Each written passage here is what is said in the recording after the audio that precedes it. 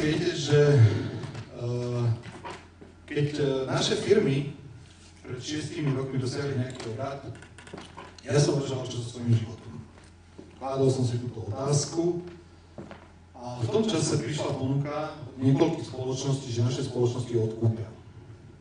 A ja som uvažoval, tak dobre, predám spoločnosti, prečo som vám predával, hovoril som a kládol som si tú otázku, prečo som tu, prečo som tu na tom svete, čo by som mal ďalej robiť, no teraz mám 47 rokov, takže tu mal som 42 rokov, čo by som mal asi robiť, ako by som mal ďalej pokračovať. A ja som sa rozhodol, že svoje podiely predám, že svoje podiely vo firmách predám, presvedčil som na to aj mojich spoločníkov, takže pred 5 rokmi tieto naše spoločnosti odkúpila VUP banka, ktorá je teraz toho majiteľom. Ja som svoje spoločnosti predal a rozhodol som sa, že mal som veľký pocit, že od života som strašne veľa dostal.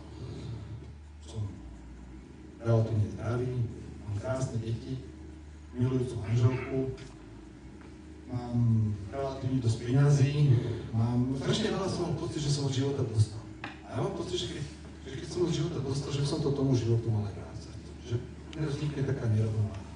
Že ak niečo dostávam, je logické, a mi tak srdce hovorilo, že som to tomu životu mal vrátiť.